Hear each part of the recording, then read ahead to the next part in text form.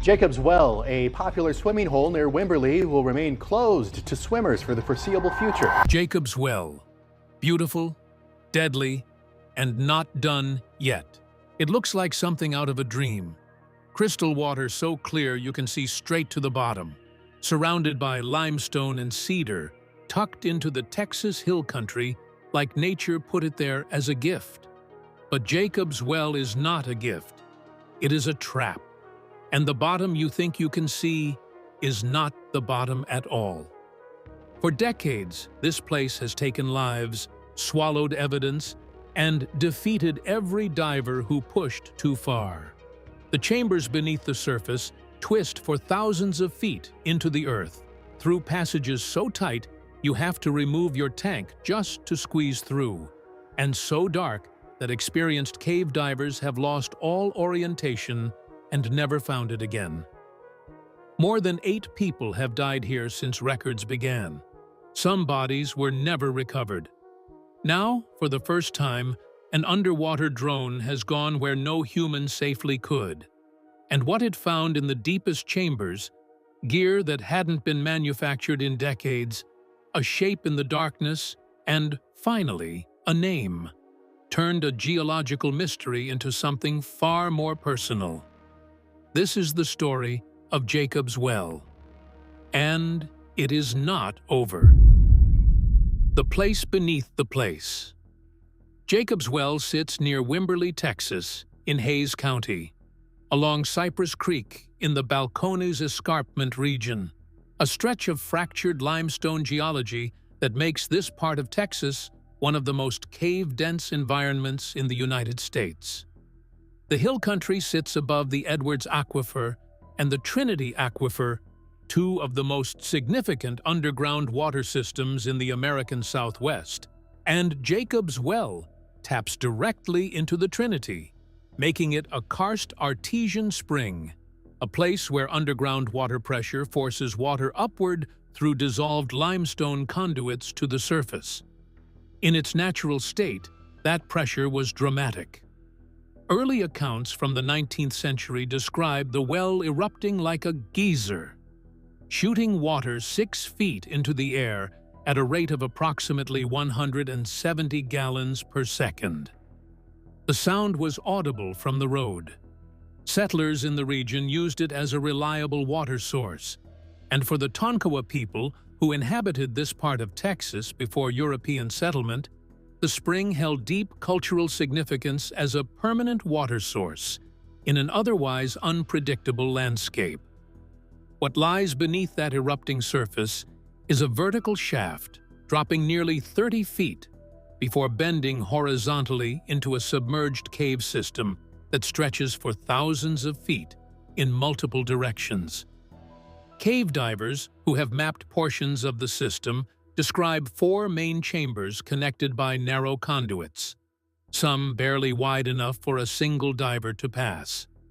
The walls in places are smooth limestone ribbon, shaped by millennia of flowing water.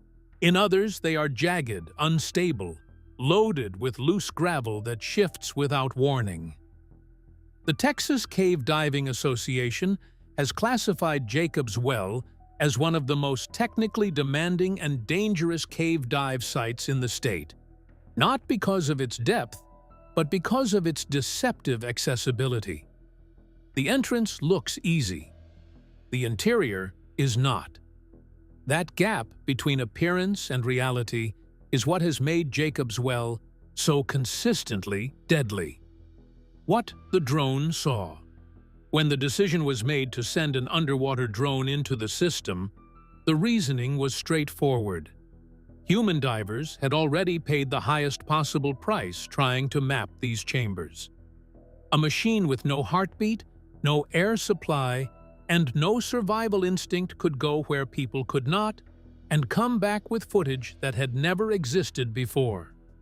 The drone carried high-resolution cameras, sonar, and floodlights, powerful enough to cut through the kind of darkness that forms when you are deep inside limestone that has not seen natural light in thousands of years. It descended through the vertical shaft, past the point where sunlight disappears entirely, and began its pass through the upper chambers. The early footage was almost beautiful. Limestone walls curved and folded like frozen fabric. The water was extraordinarily clear in the upper sections, the kind of visibility that tricks you into thinking depth is manageable. But as the drone moved deeper into the system and crossed into the second chamber, the character of the footage changed. Silt, debris, personal equipment scattered across the gravel floor, items that had belonged to people who entered this system and never came back out. A regulator, a weight belt, objects half buried under sediment that had been settling over them for years, possibly decades. And then the third chamber. The third chamber of Jacob's Well is where cave divers say orientation becomes genuinely dangerous. The passage widens unexpectedly, the walls pull back, and with no reference points and zero natural light, a diver's sense of direction can invert completely. The water here feels different, colder, heavier, with subtle currents caused by the aquifer breathing through the conduits. Experienced divers describe the sensation as the cave being alive. It is not mysticism. It is fluid dynamics in a confined limestone system. But the psychological effect on a diver in reduced visibility is real and documented. The drone's cameras caught something in the third chamber that stopped everyone watching the surface feed. A single glove, floating motionless in the water column. And then, for barely a second, something else. A shape crossing the edge of the light beam. A form that suggested a hand, disconnected, drifting, gone before anyone could fully process it. The footage was reviewed multiple times. No definitive explanation was offered. What it did was change the atmosphere in the room from technical curiosity to something heavier. And when the drone's sonar swept the gravel bed and caught the metallic signature of equipment that had not been manufactured in over 40 years, the mission shifted from exploration to something much older. A cold case, with a name waiting to be found. The Cathedral of No Return. Past the third chamber, the tunnel narrows into what cave divers have called the Cathedral of No Return. The name is not dramatic decoration. It is a functional warning. This passage leads to the fourth chamber, the deepest accessible section of the Jacob's Well system. Through a conduit so tight, so filled with unstable gravel, and so completely black that the margin for error drops to approximately zero. The drone operator, Mike Garfield, held his position at the entrance to the passage and pushed the submersible forward slowly. Sonar mapped the tunnel walls. Cameras swept the floor. And then, tucked under a limestone slab, something caught the light. A diving mask. The style of the frame, the strap design, the lens configuration, immediately recognizable to the experienced divers watching the feed. This mask had not been in production for more than 4 decades. The room went quiet. And then someone said the name. Kent Moffin. In 1979, Kent Moffin and his dive partner Mark Brazier entered Jacob's Well together with the intention of pushing past the third chamber into the fourth. Kent was experienced, motivated, and deeply familiar with the well. Mark was younger, learning, and trusted Kent's judgment completely. They were part of a group from Pasadena, camping nearby, and they suited up with heavy steel tanks, the standard equipment of the era, before the widespread adoption of the lighter aluminum cylinders that became common through the 1980s. They passed the third chamber. They entered the narrow tunnel, and that was the last time anyone saw them alive. The drone continued forward past the mask. More artifacts emerged from the silt. A steel tank, its label corroded but structurally intact. A section of wetsuit, torn and pinned under gravel, frozen in position as if it still had something inside it. And finally, wedged between two smooth rock walls, in a position that suggested the cave had simply closed around him and held on. A human form, still dressed, still intact. A name tag on the wetsuit, caked with sediment, barely legible under the drone's lights. Kent Moffin, found 45 years after he disappeared, in the exact place where the well had taken him. The diver who swallowed the water.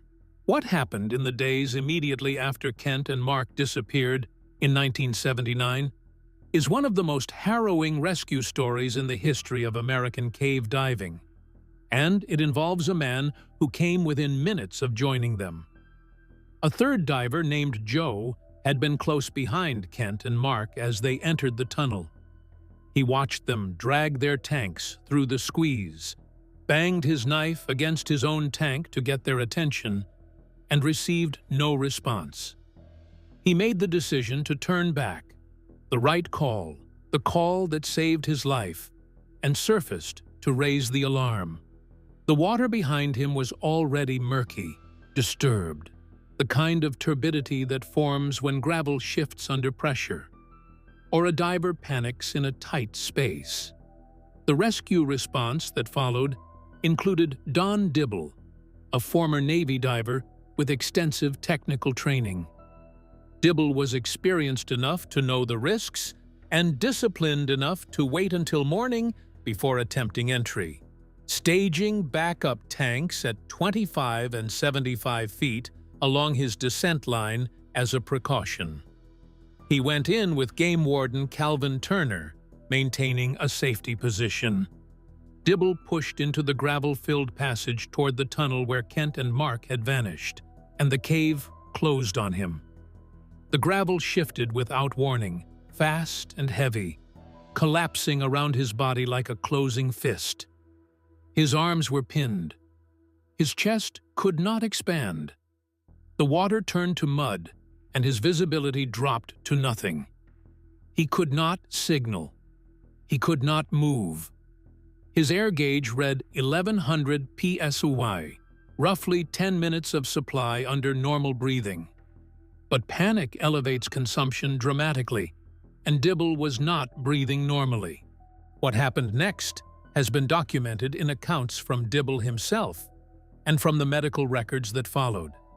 Facing what he believed was certain death, he made a decision that defies rational explanation but is psychologically consistent with extreme oxygen anxiety. He began swallowing the water. The logic, if it can be called that, was to accelerate the inevitable. His body convulsed. The convulsion was violent enough to shift the gravel around him. A crack of light appeared, and through it came Calvin Turner, spare regulator extended. Dibble breathed and was pulled out. But the ordeal did not end at the surface. The water he had swallowed contained air under pressure. As he ascended, that air expanded inside him. By the time he reached the surface, his abdomen was visibly distended.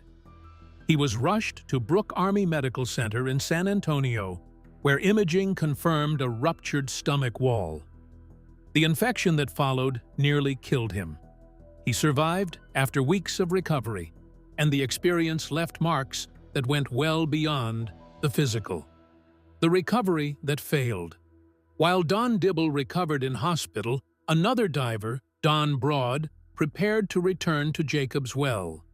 Reaching the fourth chamber, he found one of the missing diver's lights still glowing after days underwater. Beyond it, the tunnel was completely sealed by gravel. Broad believed Kent and Mark had not become lost. They had been buried. His plan was to excavate the blockage from the top down, hoping to reopen the passage. It was a logical idea, but an almost impossible task. 2 days later, the Schaefer Diving Company arrived with a mobile recompression chamber. During the first commercial dive, Louis Schaefer reached the collapse and immediately understood the scale of the problem. Crews pushed a suction hose deep into the cave, removing gravel into Cypress Creek, while larger rocks were carried out by hand. The work was exhausting, yet every section they cleared quickly filled again as flowing water redistributed the sediment. The cave wasn't resisting, it was simply following the physics of an active karst system. Eventually, Senator Cadet Brooks brought in engineers from Brown and Root to assess the recovery. Their verdict was final. The collapse was too unstable, and the danger to rescuers far outweighed any chance of success. 12 days after Kent and Mark disappeared, the recovery effort ended. The well had claimed them. The well that stopped flowing. Jacob's Well has changed dramatically since 1979. The Trinity Aquifer, which feeds the spring, has faced decades of heavy groundwater extraction as nearby communities expanded. Although pumping remained within legal limits, the aquifer struggled to recover. The effects became impossible to ignore. In 2000, Jacob's Well stopped flowing for the first time in recorded history. It dried again in 2008, 2011, 2013, and 2022, with each shutdown lasting longer. A spring once producing around 170 gallons per second became silent, and its famous clear water deteriorated. Hayes County purchased 50 acres around the well in 2010, while the Wimberley Valley Watershed Association added another 31 acres, creating the protected West Ridge Tract. Conservation efforts followed, but restoring the underground system would take far longer. Hydrologists warn that limestone karst aquifers can require decades to recover from sustained overextraction, and some never fully regain their original flow. During the 2022 shutdown, officials reported unsafe water quality and elevated bacteria levels. The well had changed once again. Yet despite the closures and warnings, visitors continued to arrive. The legend remained stronger than the danger. The other Jacob's Well. Long before the Texas Spring became famous, another Jacob's Well already existed nearly 6,000 miles away near ancient Shechem, outside modern Nablus in the West Bank.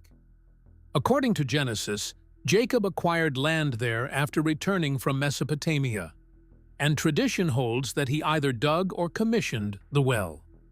The Gospel of John later describes Jesus meeting the Samaritan woman at this very site, making it sacred to Jewish, Christian, and Samaritan traditions. Archaeology supports the location. The limestone well descends about 135 feet and has remained in use through thousands of years of history. Churches were repeatedly built, destroyed, and rebuilt above it, with the present church of St. Fotini completed under Greek Orthodox custodianship in the late 19th century. In 1979, the same year Kent Moffin and Mark Brazier disappeared in Texas, the well's guardian, Greek Orthodox priest Philoumenos Hassapis, was murdered there. He was later canonized by the Greek Orthodox Church in 2009. Two wells, one name, both connected by stories of faith, tragedy, and water that reaches far deeper than expected. Jacob's Well in Texas remains closed as the aquifer slowly recovers. Drone footage has finally revealed the location of Kent Moffin, though recovery remains impossible. The fourth chamber still hides whatever else the cave has claimed, beyond the gravel-filled passage known as the Grim Reaper. What do you think is still waiting in those chambers? Let us know in the comments. And if you enjoy exploring places that keep their secrets beneath stone and water, subscribe, because some mysteries are even darker than this one.